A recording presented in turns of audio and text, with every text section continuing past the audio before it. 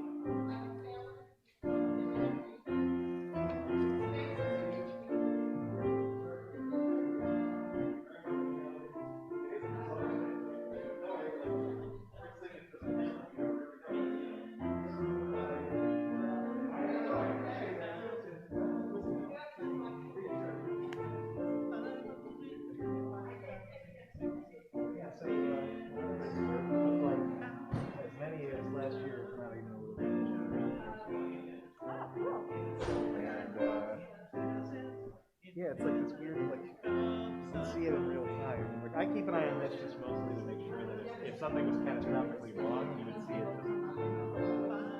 Oh yeah, that was so funny. Actually, the bar mitzvah. I meant to ask you. Yeah. Because it's hard not to, right? It's very enticing. It looks like it's all this complicated stuff. But all right, so your mic's on, my mic's on. We're good. Oof. Yeah, and in terms of tomorrow, basically the Sefer Chaim gets added in the Amidah, which is like what we. So I think more when we do the repetition, either you just pause at that moment and I'll read that section. I'll show you what it is. It's like one tiny added paragraph. Like you'll notice it tonight when you do the Amidah. You'll see it's right after it's on the first page of the first lesson of the Amidah.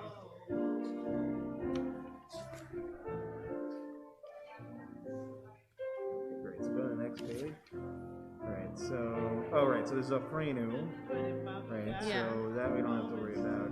And then the Sefer Chaim, right, so you actually do this when you do like the high holiday version. You don't have to do that tomorrow unless you feel like practicing. And then during the Hoda'ah, which is the Modim prayer, there's another little section that's added that says B'Sefer Chaim Bracha V'Shalom. There's actually a really, really, at least I think, a very nice piece of music that goes with that.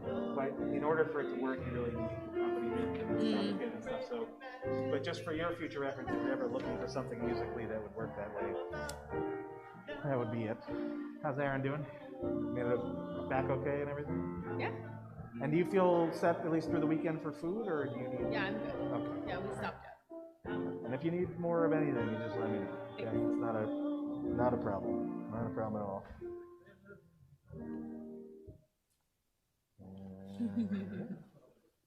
I wanted you to join us. All right. Good Shabbos, President Ron. Hey, Ron, I think you only actually officially have your own seat now.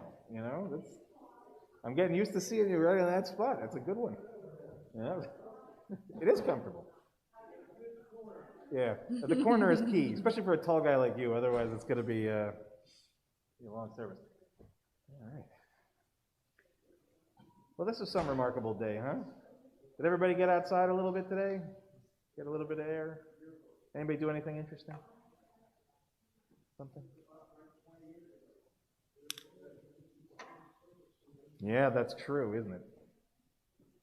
You know, I was in Wisconsin at school at the time, and, you know, I remember waking up, and my roommate at the time was one of these people who was very hard to believe anything that he ever said, and he told me what had happened, and I was such a stupor, I just went to the restroom, got back into bed, and then, of course, woke up, and the whole world was radically changed overnight.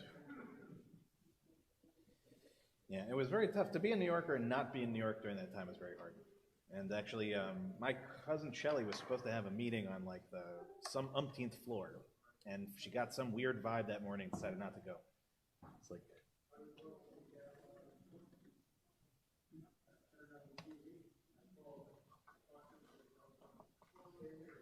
man. Well, I mean, it was, look, in the end, it was the right advice, you know? Horrible. Oh, yeah. Well, Shabbat Shalom, everybody. It's good to see faces, even through masks. It's good to see all you guys. Didn't Cantor Lauren do an amazing job for the holidays? Could we give a Yasher Koach to Cantor Lauren? She's phenomenal, just phenomenal. So, we're back. We're going to get started by lighting candles. So you can open up your prayer books to page 120. I'm going to light, and the cantor will do the blessing. Again, page 120.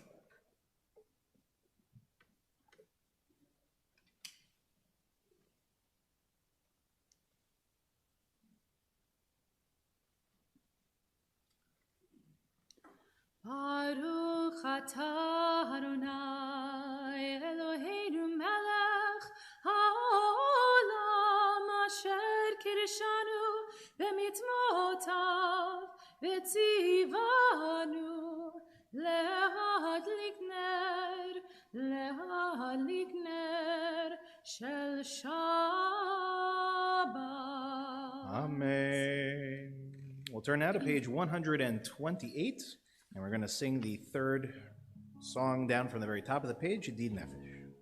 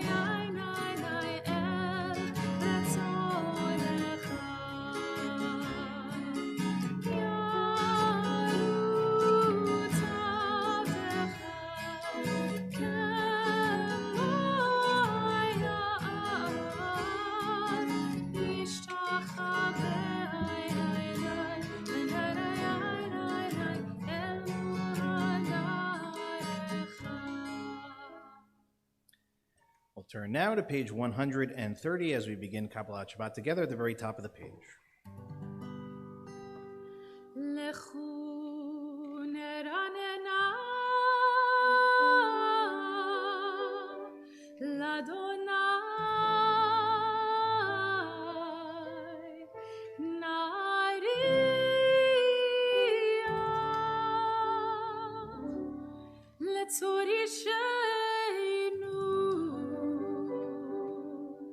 Nekadma fanav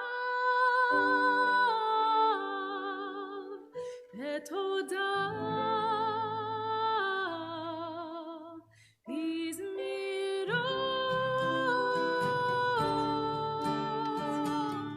nari aloy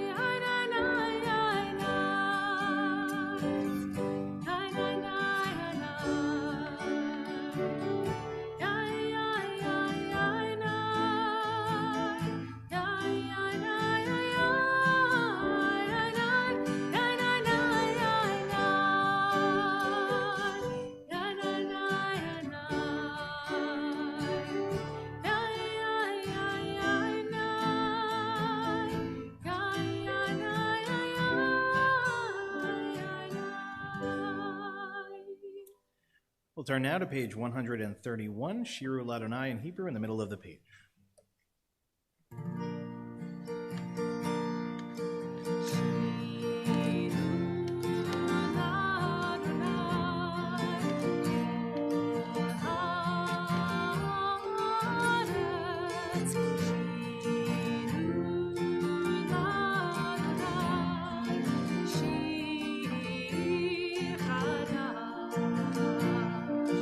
Sing unto God all the earth a new song. I will sing unto God a new song.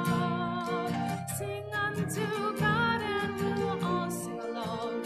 All the earth a new song unto God. Shiru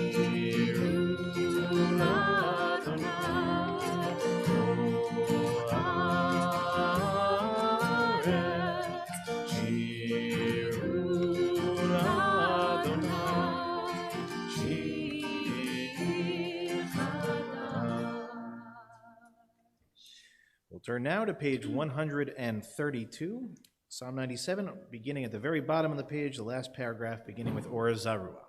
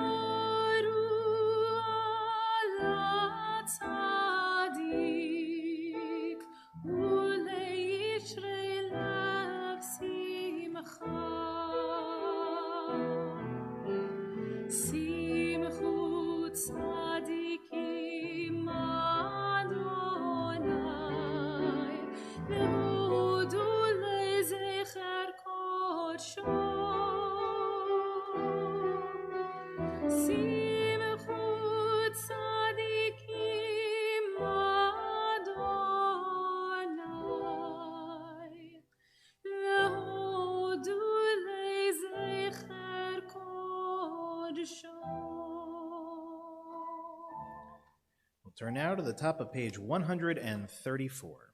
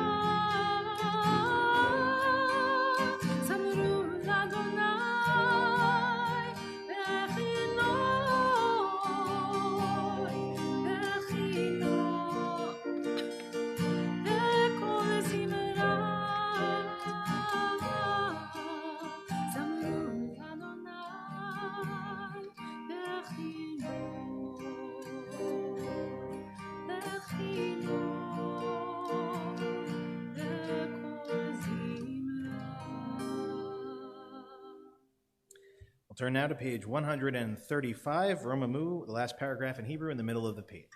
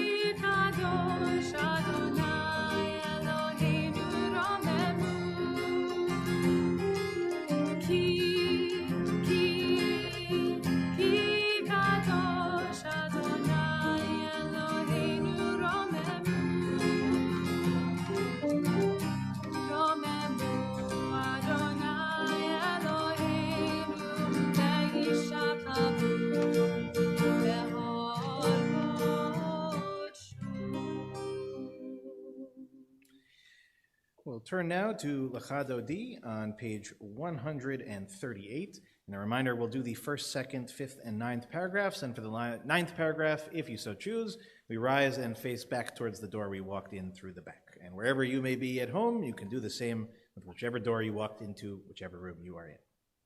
That's a long explanation for a short prayer. Okay, again, page 138, Lachadodi.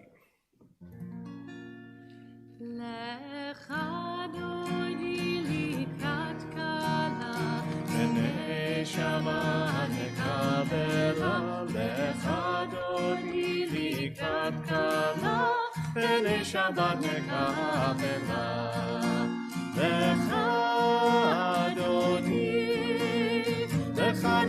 likat kala b'nei Shabbat nekabela lecha dodi likat kala b'nei Shabbat nekabela Amor וזכור בדיבור אחד השפיענו אל המיוחד אדוני אחד ושמו אחד לשם ותפארת ולתהילה לך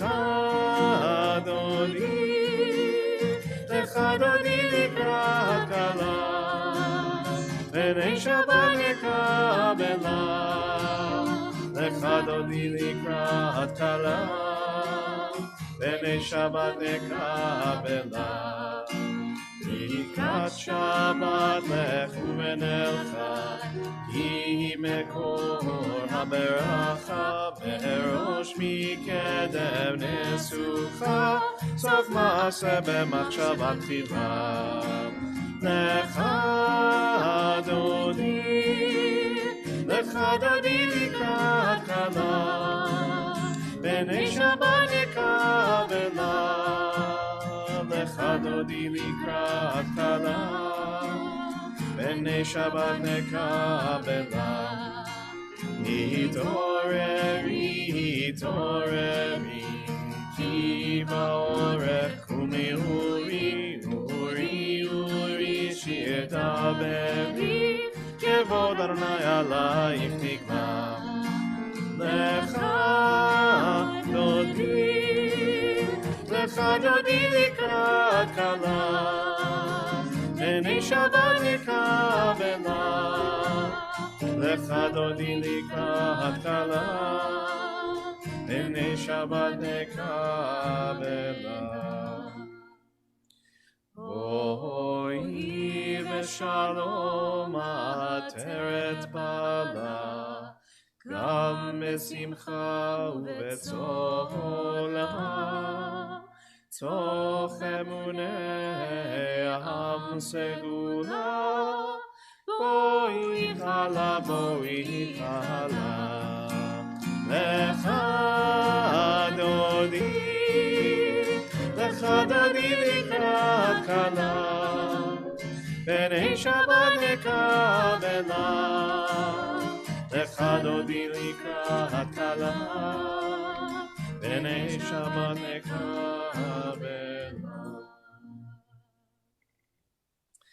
Okay, we'll turn to page 140 as we conclude Kabbalat Shabbat, beginning at the very top of the page.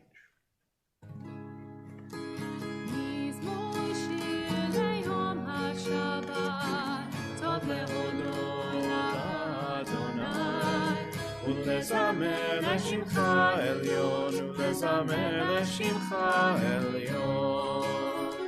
מזמור שיר ליום השבת, טוב להודות לאדוני, ולזמר לשמך עליון, ולזמר לשמך עליון. להגיד בבוקר חסדך, ואמונתך בלילות. עלי אסור ועלי נבל, עלי היגיון בחינות. מזמור שיר ליום השבת, טוב להודות לאדוני, ולזמר לשמך עליון, ולזמר לשמך עליון. צדיק אדוני יפרח, כארץ בלבנון יזכה, שתולים בבית אדוני, בחצרות אלוהינו יפריחו. עוד ינובו משיבה, דשנים ורעננים יהיו, להגיד ישר אדוני צורי, מלוב לתמר. We turn now to page 144 for the Chatzi Kaddish. יתגדל ויתקדש מרבה, אמן. ילמד יברח חירותי וימליך מלכותי, בחייכון וביומכון ובחיי לכל בית ישראל, בעגלה בעגלה ובזמן קריב וימרו, אמן. יש מרבה מבורך, לעולם לעולם מעלמיה יתברך. יתברך וישתבח ויתפאר ודרומם יינשא, ויתהדר ויתעלה ויתהלל, שמי קודשא בריחו, לילה מן כל ברכתה ושירתה, תושבחתה ונחמתה, דמירן בעלמה. Amen. We rise in body or spirit for the Baruch Hu on page 146.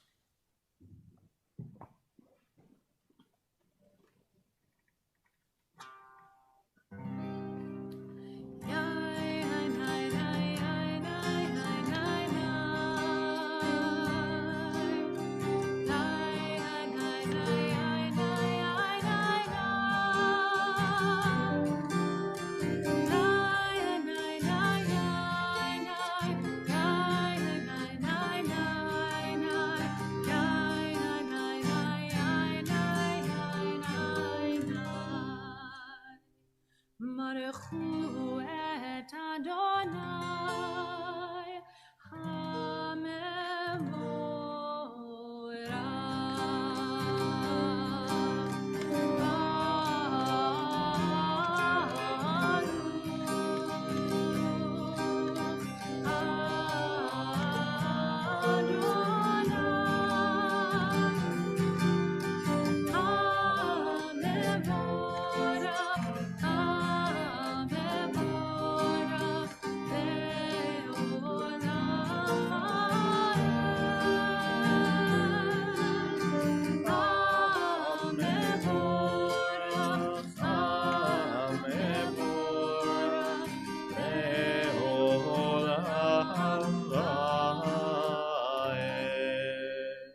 Be seated.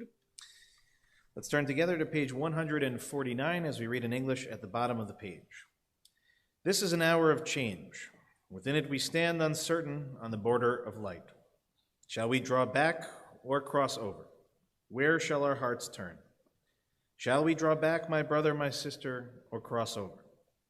This is the hour of change, and within it we stand quietly on the border of light. What lies before us? Shall we draw back, my brother, my sister, or cross over?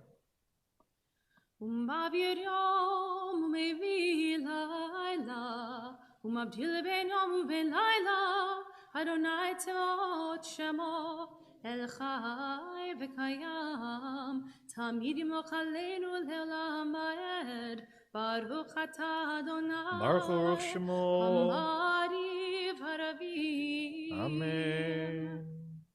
Page 150.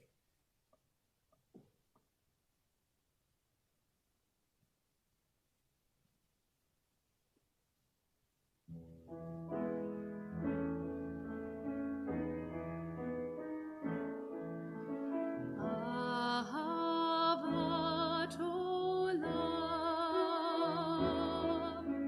בית ישראל,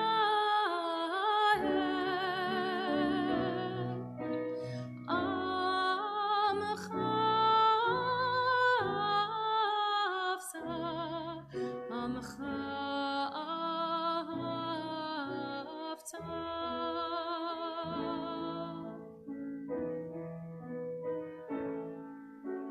Torah u'mitzvot, chukim u'mishpatim, otanu lemadeta, otanu lemadeta.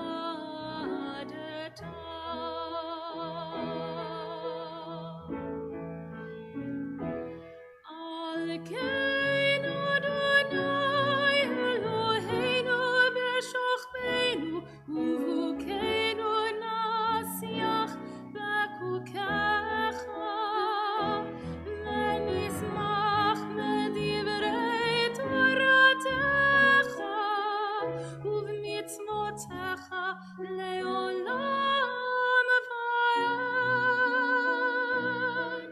ki hem chayenu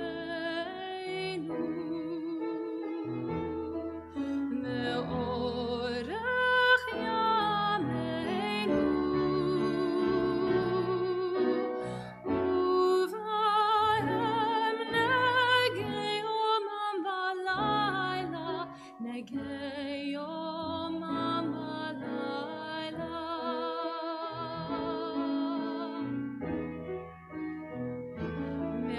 מאהבתך אל תסיר ממנו לעולמים. ברוך אתה אדוני, אוהב עמו ישראל.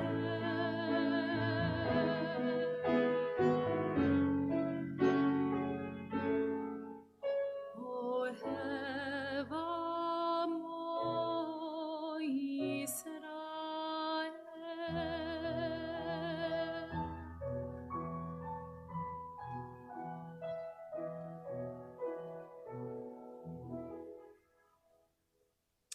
Turn now to page 152 for the Shema. Shema Yisrael, Adonai Eloheinu, Adonai Echad. Please join with me on page 154.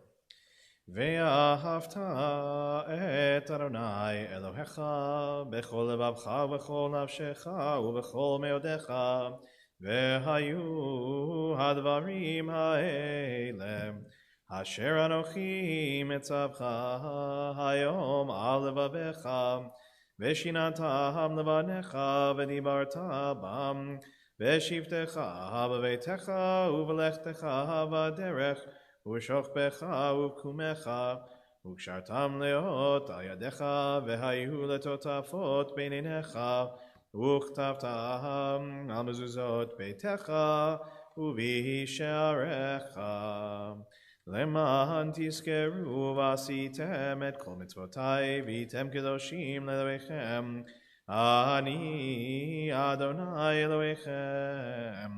אשר הוצאתי אתכם מארץ מצרים, להיות לכם לאלוהים. אני אדוני אלוהיכם, Adonai Elohechem Emet. Let's read together on the top of page 157. Standing on the parted shores of history, we still believe what we were taught before ever we stood at Sinai's foot, that wherever we go it is eternally Egypt, that there is a better place, a promised land, that the winding way to that promise passes through the wilderness, that there is no way to get from here to there except by joining hands and marching together. As we turn to page 158, Mi Chamocha.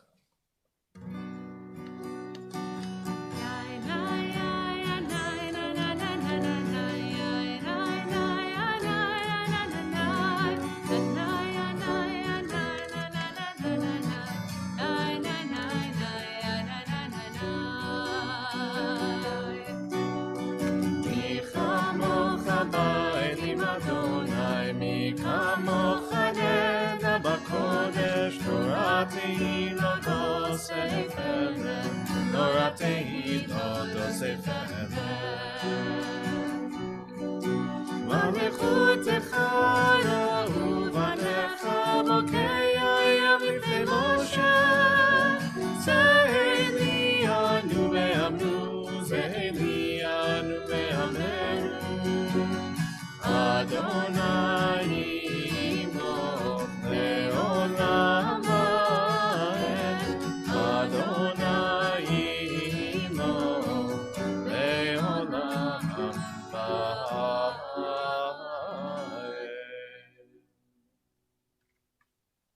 We'll turn now to page 160, Hashkibin.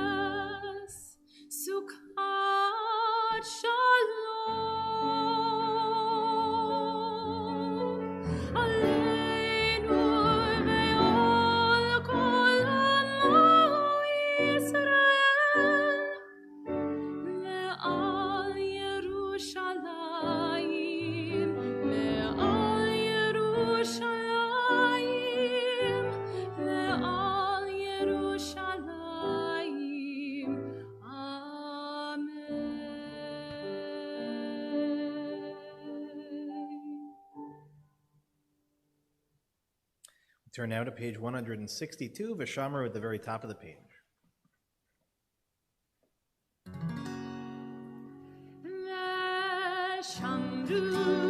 Bnei Israel et HaShabbat, לעשות את השבת לדורותם ברית עולם. ושמרו בני ישראל את השבת, לעשות את השבת לדורותם ברית עולם.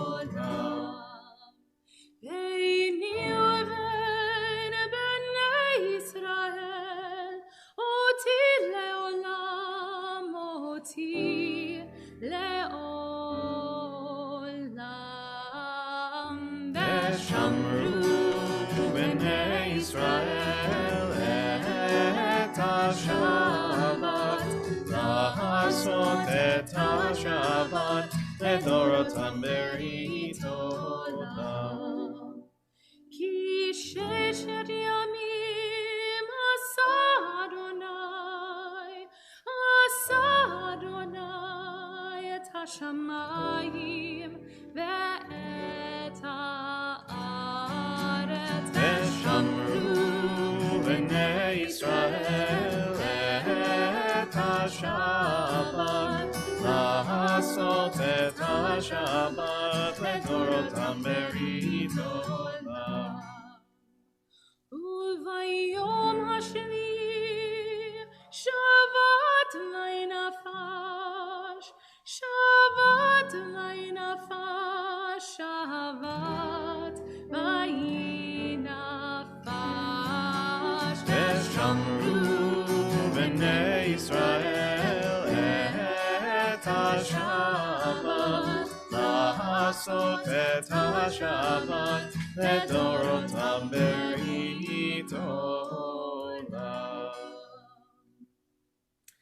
In a moment, we'll begin the Amidah together on page 164, and I'll invite you to rise in body or spirit. Just a reminder that it is Shabbat Shuvah, the Shabbat between Rosh Hashanah and Yom Kippur, and so there are a couple special inserts that you'll find in the Amidah on the first and the second page, and then at the latter part of what's called the Hoda'ah prayer, the prayer of thanks, you'll see an additional addition there, and it's usually in bold, and it will say very clearly for Shabbat Shuvah. So I invite you to not only add it, but pay a little bit of attention. If you don't know Hebrew, look at the English. Try to understand why we're adding it and why we are saying it. It will become pretty evident pretty quickly. So again, I'll invite you to rise in body or spirit, and we will face east. Again, page 164 to begin, and then we'll continue silently, and please go at your own pace, and when you're finished, you may be seated. East is this way.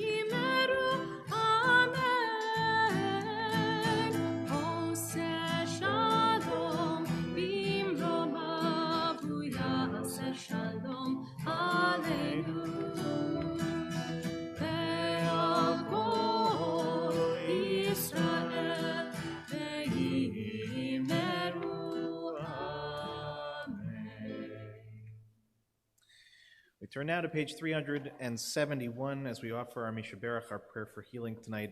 I'm going to read our list in a moment, and I'll invite those watching at home to add the names of your loved ones as well.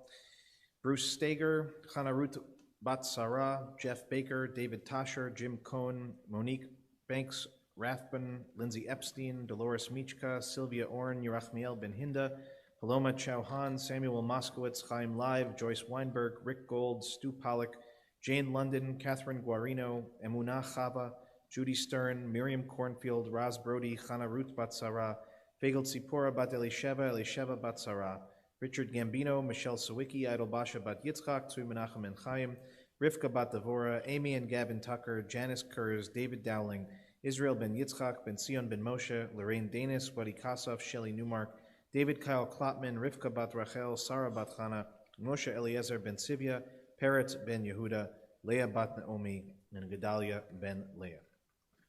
And if anyone is thinking of someone this evening that is here with us tonight and would like to share those names, we'll start on this side of the room and work towards the back, and this room, side of the room and towards the rear. And if you have names to share, just please raise a hand so we can acknowledge everyone.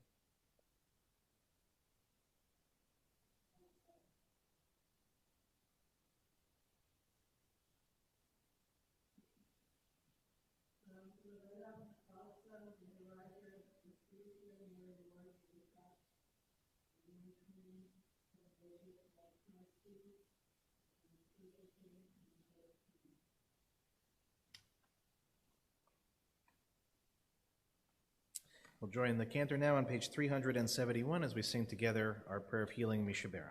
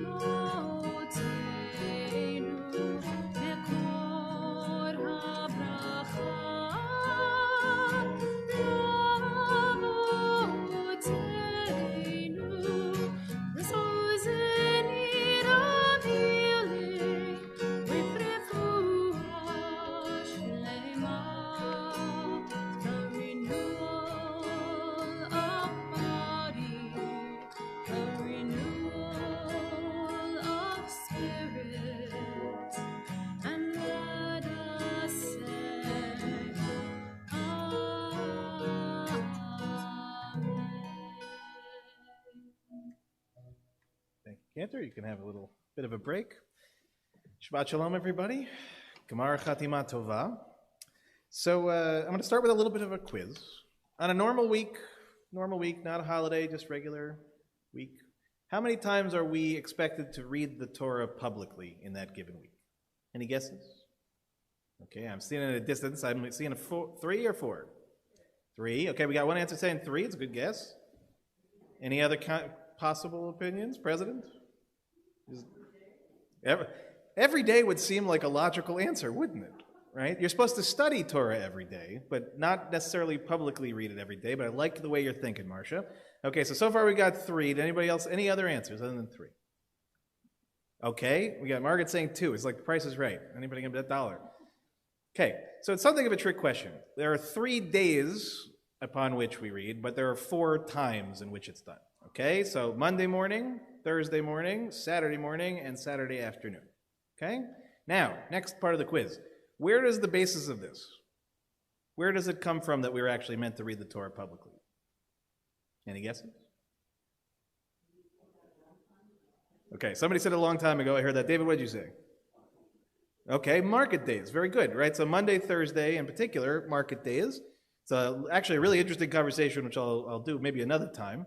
But very good, right? That's part of our reason why the Monday and Thursday, the weekdays, it's not just Shabbat. So the basis for it, you would assume, right, is going to be in the Torah. The Torah says, right, Mondays, Thursdays, Saturdays, and in the afternoon. But of course, that's not the case. The rabbis of the Talmud really expand the idea, and actually, before even them, you have a situation where the Jews are coming back from Babylonia after the destruction of the first temple, under the leadership of 2 prophets, Ezra and Nehemiah. And Ezra and Nehemiah basically institute a public reading of the Torah really for educational purposes more than anything else, because the people have been in exile so long, there's a sort of consideration to do that. But their original idea of reading the Torah in public is really nothing like what we are familiar with, and it comes from this week's Torah portion. It's what's known as Hakel. Does that sound familiar to anybody? You'd be surprised if it did. If I said the word Kehillah to you, would that sound more familiar? Okay, right? Kehillah means a congregation. Lehakel means to gather, basically to congregate. So Hakel was a gathering of a specific nature, and we learn in this week's Torah portion that it was, again, not just specific in who was involved, but when it was done and why. So the Torah tells us that every 8th year, in other words, the year as soon as the sabbatical year, the 7th year is finished, during the holiday of Sukkot, people would make a pilgrimage to Yerushalayim, to the temple, and in the temple courtyard, the king was responsible for reading certain sections of the book of Deuteronomy publicly so that everyone could hear them. And that really is what's described again in this week's Torah portion. If you're interested to know what sections of the Torah are read, the Shema is one of them, conversations about tithing. There are several sort of, let's say, I suppose it's not so dissimilar from reading the Declaration of Independence on the 4th of July, right? It's something of a reminder of what are your kind of core ideas and core characteristics. Very good. Now, here's where it gets interesting, and I want to read you a section from the Mishnah. This is a section called Mishnah Sota, and it describes this in a little bit greater detail, so you'll really try to picture in your mind's eye of what this actually is looking like. So it asks, of course, rabbis love to begin with a question. How is the portion of the Torah that is read by the king recited at the assembly when all the Jewish people would assemble? Now, that's the other piece I forgot to mention. This is not just for the elite. This is not just for the priesthood or the Levites. This is not just for the king.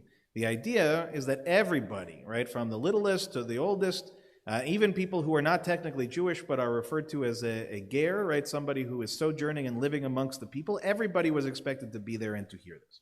And again, as I said, at the conclusion of the first day of the festival on Sukkot, on the 8th, after the conclusion of the sabbatical year, they make a wooden platform for the king in the temple courtyard, and he sits on it, as it is stated at the end of every 7 years in the festival of the sabbatical year. Now, the next thing, how does this really function? The synagogue attendant takes a Torah scroll and gives it to the head of the synagogue that stands on the Temple Mount. So that may already surprise you that they're thinking, they use the word, I'm trying to remember exactly what they use here. Oh, Knesset, okay, which again, we would know in the modern Hebrew, Knesset, we would think of what? Right, so Beit Knesset is basically the classical description of what a house of worship looks like. So on the Temple Mount was also a place that was designated specifically for communal prayer.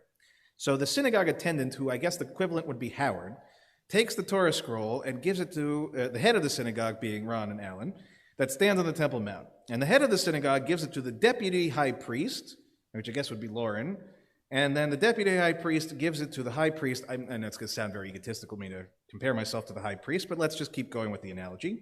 And then the high priest gives it to the king, who would be Neil.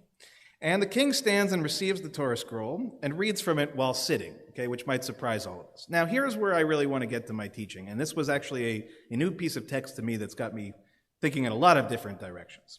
So here we have not just any king, but a description of a particular king named King Agrippa. Now, does that name sound to you like a Jewish name? Okay, Greek, or what might be another possibility?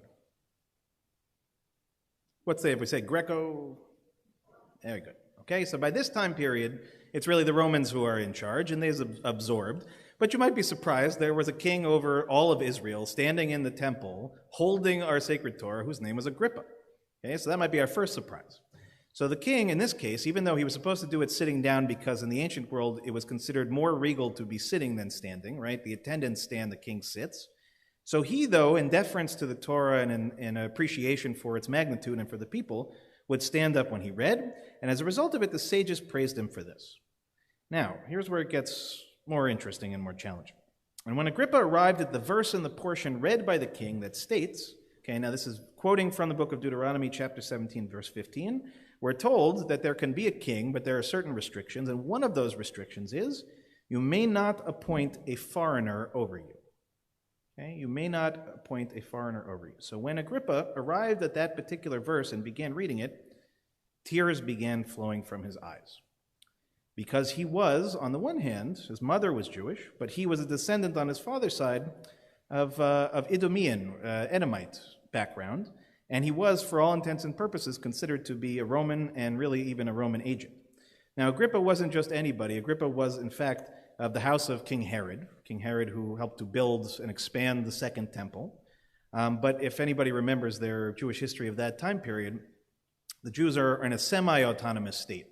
So their leadership is largely derived, again, from Roman-approved leadership. So Agrippa himself is only there because he basically, was educated in Rome, became friendly with the Roman emperors of the time, and was given ultimately this power over the people.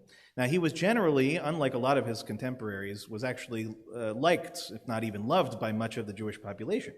But he, inside of himself, felt like this was a verse that basically said that he couldn't be. Now, I could teach this text in a lot of different contexts. I could teach it as a very interesting text to challenge our ideas about identity and who is part of the Jewish people and all of those matters. And those are important conversations that ought to happen and should happen, and this would be a good text to go back with. But I was thinking about it actually in a slightly different kind of fashion as we are sitting here on Shabbat Shuvah, this Shabbat that carries us between Rosh Hashanah and Yom Kippur, in which we are meant to be incredibly introspective, right? And thinking and preparing ourselves for the magnitude of what is involved on Yom Kippur.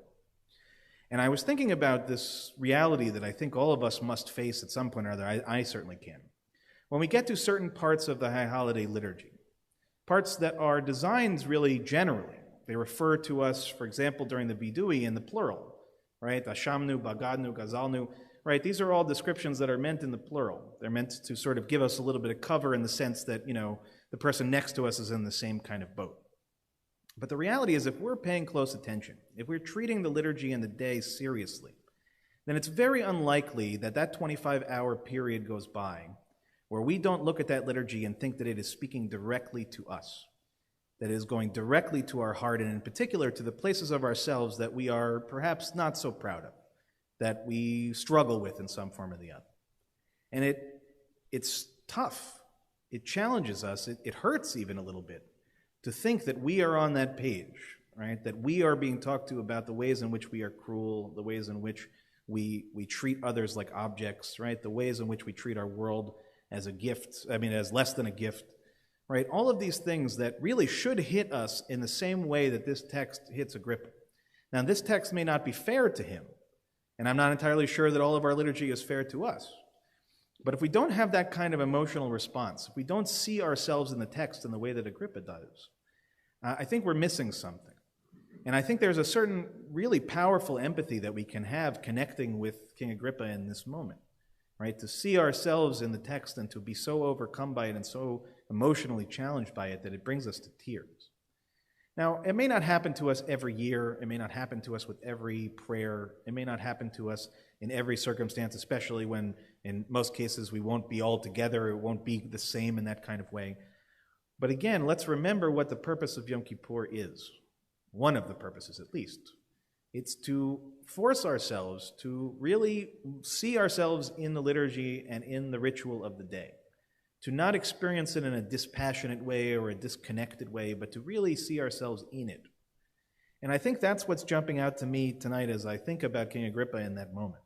And again, whether the verse is fair and whether we can empathize with the fact that he's upset, those are, again, conversations worth having, and they should be had at some point or another, and we should use this text for its many purposes. But I just felt really almost overwhelmed by the humanity of this moment, right, in which a person who really, at that point, was the most powerful person in the area, who could have done whatever he wanted to do, could have rejected the entire Torah, could have even skipped over the section knowing what was coming. And yet he reads it out loud, and he acknowledges the challenge of the moment. He doesn't run from it. He lets it affect him in the way that I imagine most of us would have been affected by it as well.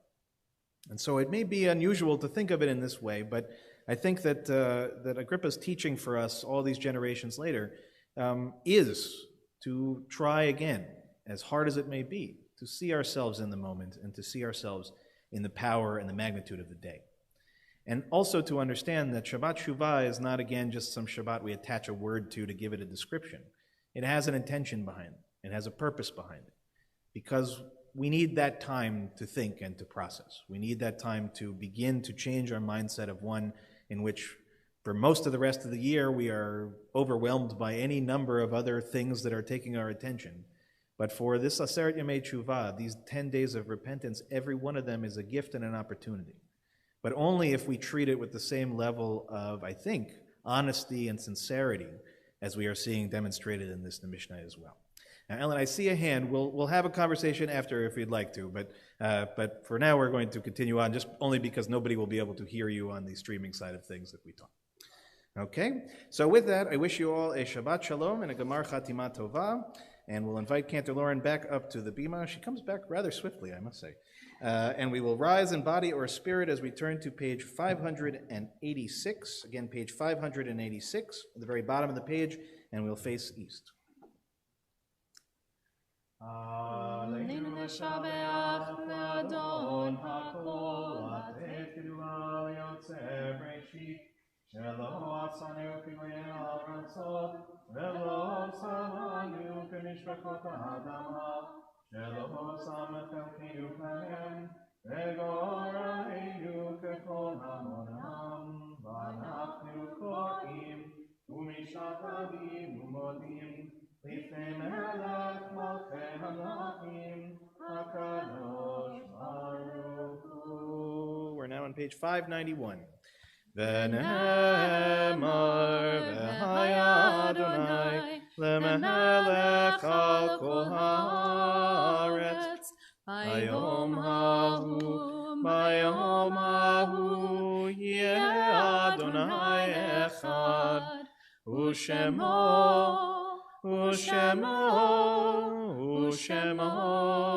אחד. Now invite those in mourning and those observing yahrzeit to please remain standing. Everyone else may be seated at this time. We begin by remembering those who have passed in our community in recent months. Sylvia Alderman, Morris Dickstein, Fred Eber, Sandra Furman, Evelyn Gelb, Lucy Gladstone, Arthur Grossman, Phyllis Katz, Jeanette Kopp, Audrey Lubo, Morty Lynn, Jerry Monroe, Harry Olstein, Stephen Jackson Popkin, Danielle Lisa Rigg, Geraldine Rosen, Harriet Roth, Howard Schreier, Dorothy Shupnick, Paul Silver, Marlise Silverberg, Blanche Sklar, Rita Sandra Snyder, Joan Strong Tengzilius, Virginia Tizer, and Ann Weiss. We also mark the yahrzeits that occurred during the last week for Rose Appel, Tina Turoff Clark, Jean Deshevsky, Goldie Feinstein, Estelle Gould, Paul Gould, Olga Gao, Beverly Grunwald, Jonathan Klyer, Helene Matlick, Edward Moody, Martin Ohl, Joseph Rafe, Yetta Riskin, James Rothschild, Sheldon Rudansky, Bessie Shockett, Eric Segelstein, Laura and Sidney Segelstein, George Shainwhite, Hilda Siegel, Ernestine Spitz, Maxwell Whitelaw, and Lynn Wolkenbrock. Is there anyone here tonight that is saying Kaddish that we didn't mention the name of their loved ones?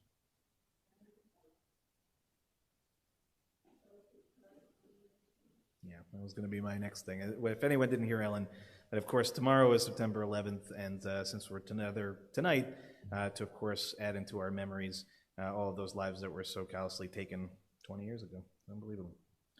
We'll rise now in body or spirit as we join together the mourners in reciting the Mourners Kaddish on page 598.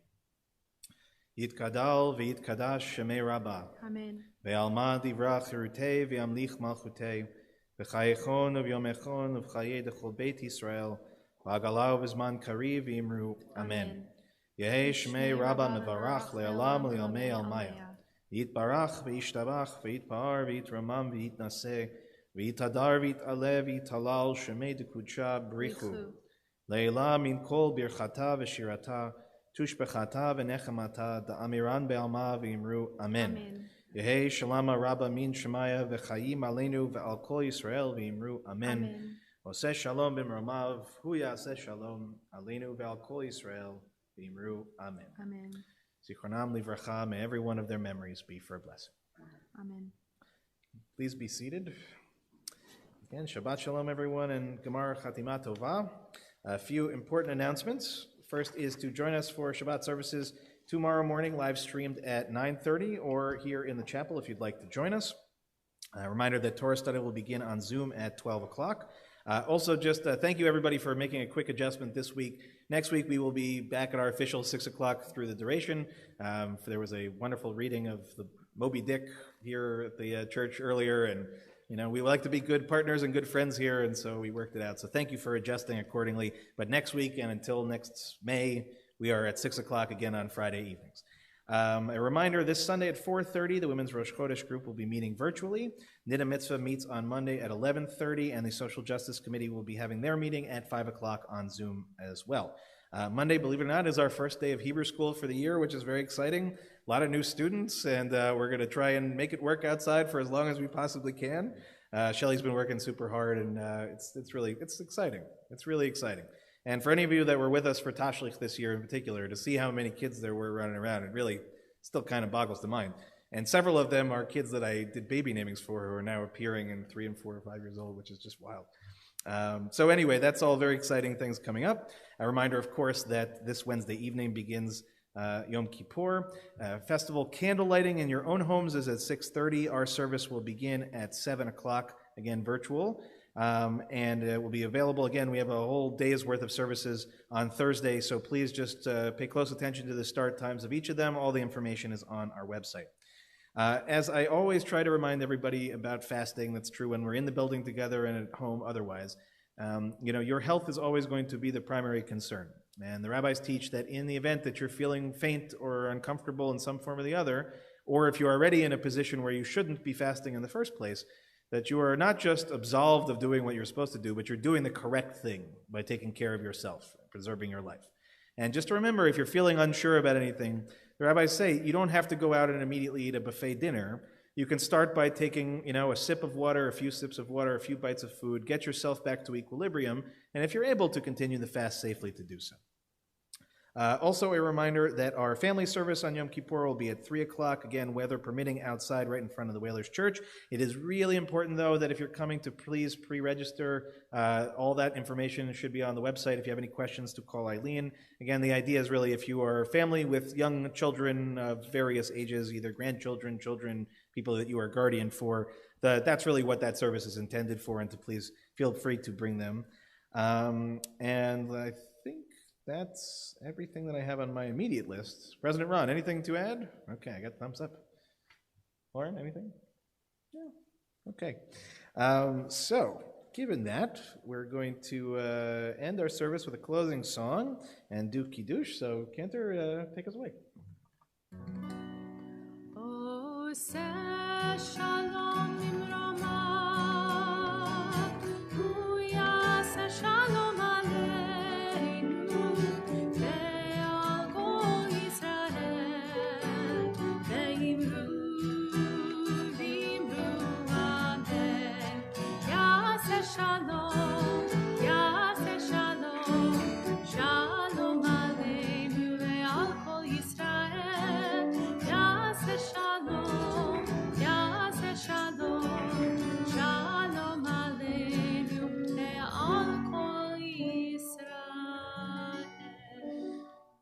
rise for Kiddush on page 123.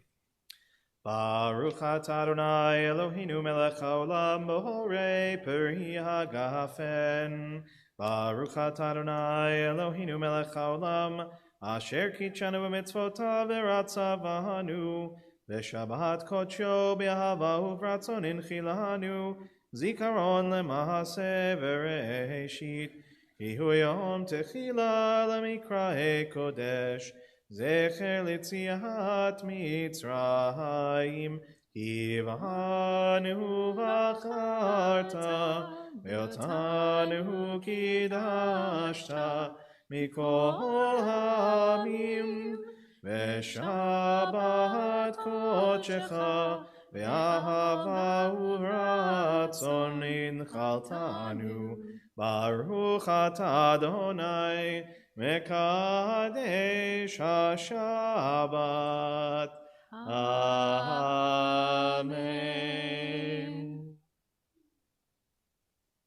L'chaim, Shabbat Shalom, Gemar Chatima Tova, and thank you guys for coming.